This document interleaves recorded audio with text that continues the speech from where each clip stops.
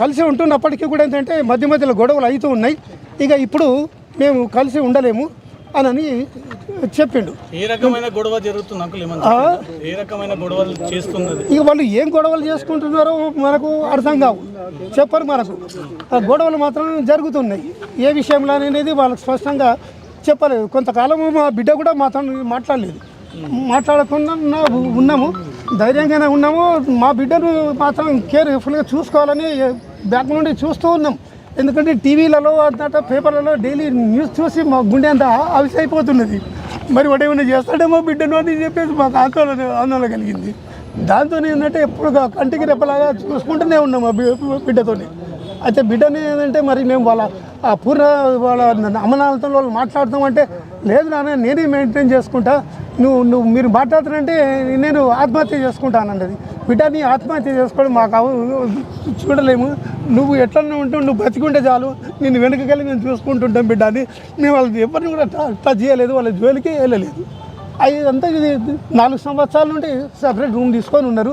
ఇక మొన్న 26 నాటి ఇట్లా మాట్లాడుకున్న తర్వాత ఇక నేను మాట్లాడేసేసి వెళ్ళిపోయిన తర్వాత మాతో మాట్లాడి ఆమె డ్యూటీకి వెళ్ళింది. డ్యూటీలో మేము న్యూస్ కూడా చూస్తున్నాము. ముఖం ఫేస్లో ఏమి విచారం ఉన్నట్టు కనవలేదు. మళ్ళీ నేను మా మనవరాల్ని కూడా అడిగిన, బిడ్డ ఎట్లా ఉన్నది అమ్మ అని అడిగితేలే అమ్మ హ్యాపీగానే ఉన్నది తాతయ్య, ఇక వాని పీడ విరుగుడు అయిపోయింది అనేది పాప కూడా అన్నది. ఇక మళ్ళీ నిన్న మార్నింగ్ పాపను స్కూల్కి పంపించేసింది.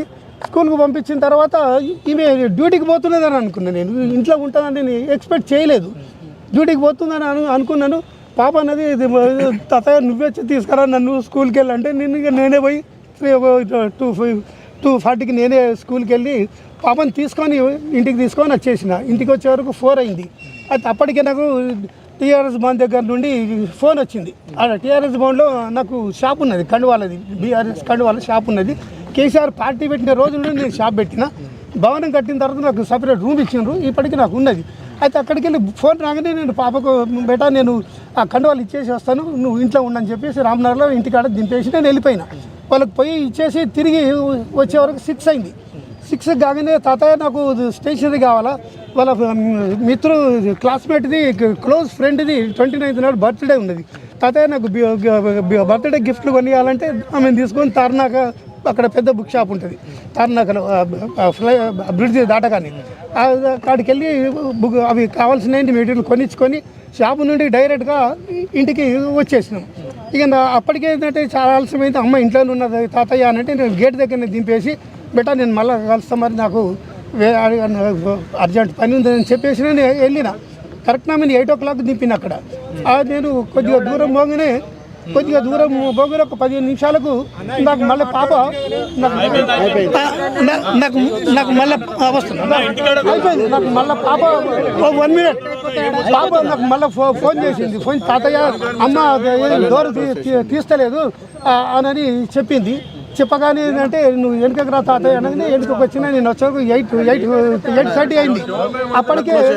అప్పటికే అంటే ఇక నేను వచ్చే వరకే కింద ఉండే వాచ్మెన్ వాళ్ళు పైకి వచ్చిన తర్వాత వాళ్ళు దొబ్బుతో చేయలేదు.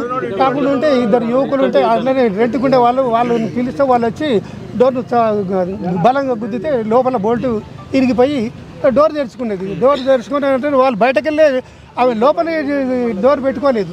బయటకు వెళ్ళి చూడగానే శవం వేలాడుతున్నది అని వాళ్ళు భయానికి బయట ఉన్నారు. అప్పటికే నేను 8:30కి నేను కరెక్ట్కి వచ్చినా నేను పోగానే చూసే వరకు శవం వేలాడుతున్నది. అసలు ఊహ కూడా ఊహించలేదు అట్లా చేసుకుంటారని, ఆలోచించలేదు. అట్లా ఇట్లా కొద్దిగా అనుమానం వచ్చినా కానీ జాగ్రత్తలు తీసుకొని కాపాడుకునేవాడిని బిడ్డ.